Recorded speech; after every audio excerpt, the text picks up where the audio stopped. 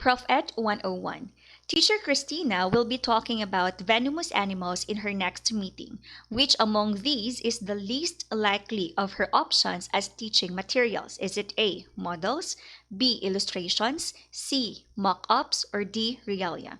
I'll give you 5 seconds to finalize your answer. If you want, you can just simply pause the video. Time's up. Now let's rationalize the question. Now based on the question, ang clue natin dito is, ang lesson ni Teacher Christina ay more on venomous animals.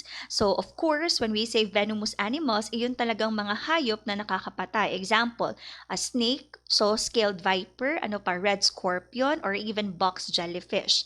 Now if ang lesson ni teacher ay more on venomous animals, ano ang least likely na teaching material ang kanyang gagamitin?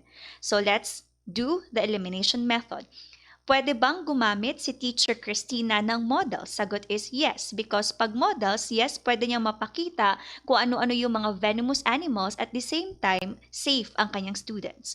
Pwede ba siya gumamit ng illustrations? Example, mga pictures, of course, pwede niyang gamitin.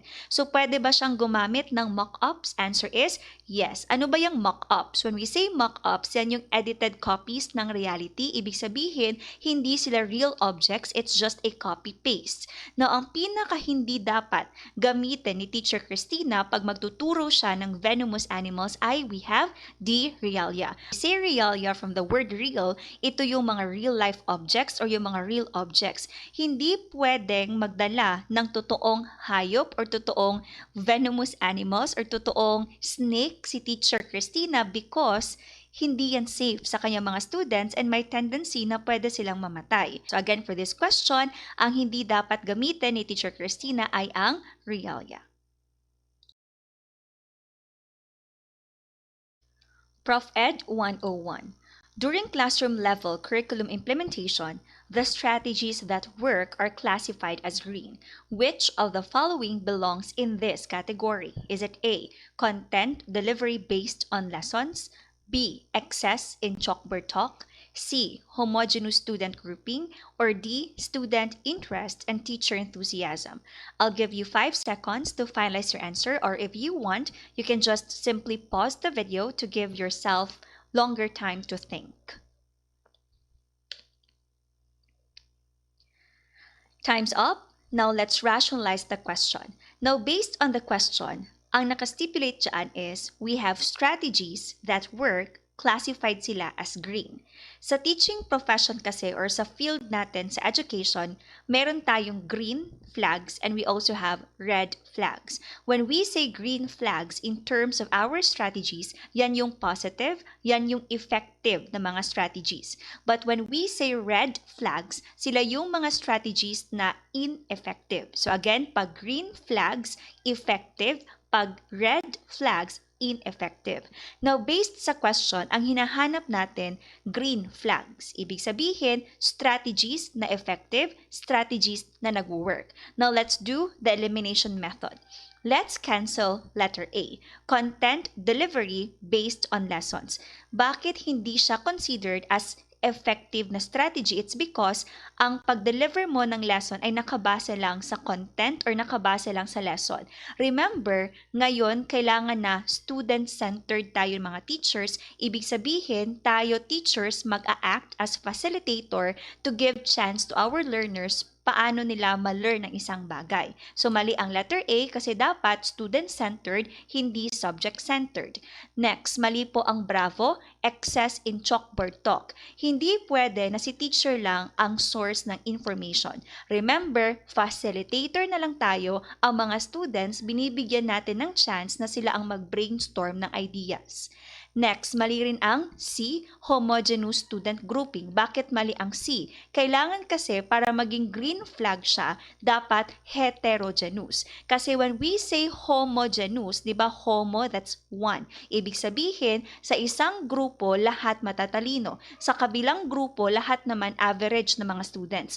Kailangan, in grouping our students, heterogeneous. Dapat sa isang group, may student na matalino, may student na average, may student na ganito ganito ang learning style, may student na ganito ang kanyang multiple intelligence. So mali ang letter C. So for this question, ang correct answer is we have D, student interest and teacher enthusiasm. Now what is our basis for this answer? If nagbabasa talaga kayo ng mga Prof. Ed na books, makikita nyo sa Lorimer na book na diniscuss doon ang green flags. And when we say green flags, diba, effective strategies. Example, kailangan heterogeneous ang klase, kailangan meron tayong student interest and teacher enthusiasm, recognizing that students may change in skills, also integration of problem solving, students applying content to real-life situations, use of manipulatives, enrichment activities available to students. So, balik tayo sa question. Again, pag green flags, student interest and teacher enthusiasm. So, thank you so much for listening and subscribe na to my YouTube channel. Hi, let's answer another Prof. Ed question. Which, according to RA 9155, is considered as the heart of the formal education system? Is it A, pupil, B, teacher, C, classroom, or D, school? I'll give you 5 seconds to finalize your answer. Okay, time's up. Now let's rationalize this question. Now in this question, ang clue natin dito is heart of the formal education system. Again, it's the heart, and this is according to RA 9155. So may nakastipulate na batas, so needed natin i-identify kung ano yung RA 9155. Now when we say RA 9155, it is an act instituting a framework of governance for basic education, establishing authority and accountability, renaming the Department of Education, Culture, and Sports as the Department of Education, and for other purposes.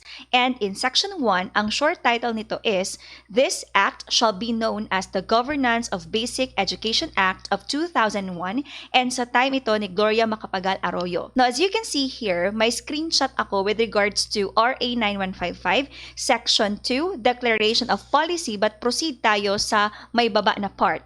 The school shall be the heart of the formal education system. It is where children learn. Schools shall have a single aim of providing the best possible basic education for all learners. So, verbatim, ang nakasulat, ang school, ang heart of formal education system according to RA 9155. Now, balik tayo sa question, which according to RA 9155 is considered as the heart of the formal education system.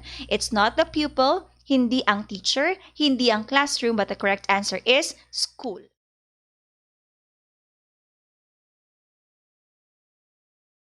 Prof. Ed 101 Teaching Profession.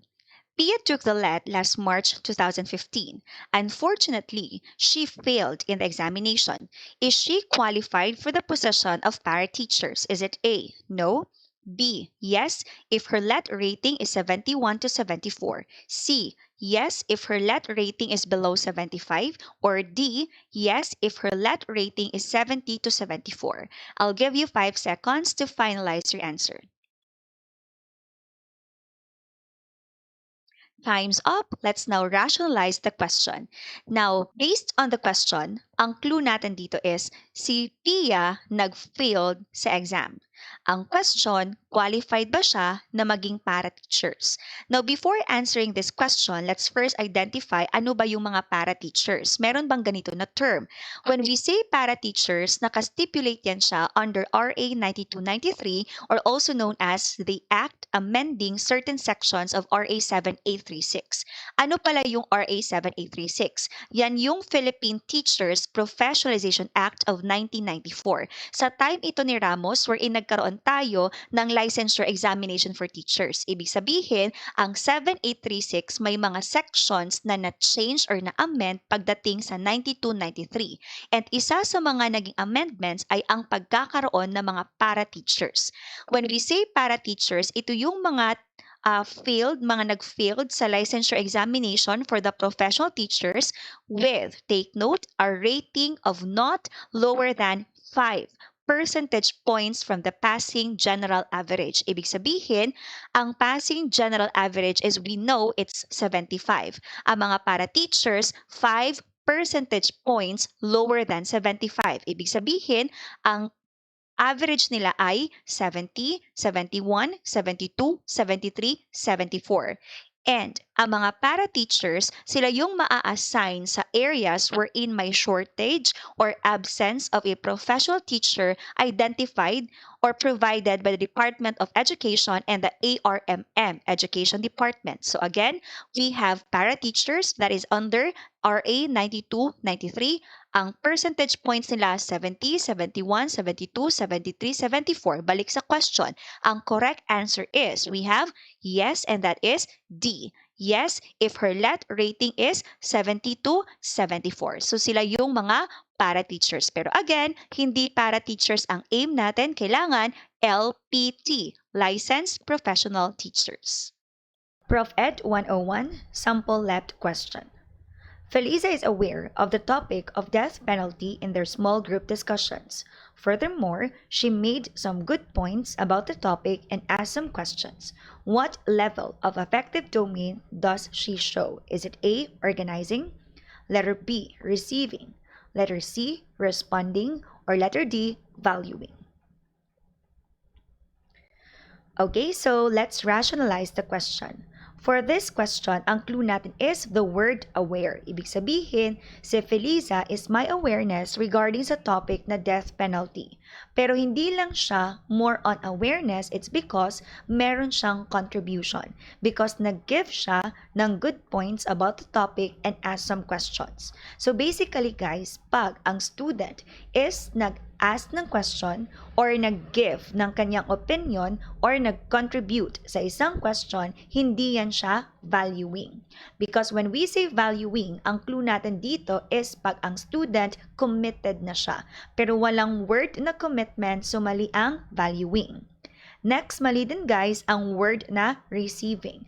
Because pag receiving, ang clue natin dito is willingness. So say for example, ang question is, student Kathy has willingness sa lesson. So pag willingness, sagot is receiving. But again, ang clue natin is nag-contribute ang student. And mali din guys ang organizing. Because pag organizing, na-insert na ni student ang new na value sa kanyang previous na mga values. So pag ang question is, ang student is my good points and nag-ask ng question, answer is responding. So when we say responding, the student is required, ang clue is active participation based on the stimuli. So guys, ang student may active na participation, hindi lang siya passive na listener. So the correct answer is responding. Now there, the mnemonics are RVOC. Ano yung RVOC? It stands for receiving, responding, valuing, organization, and characterization. So affective domain, David Grathwool. So guys, for more questions, follow me on YouTube.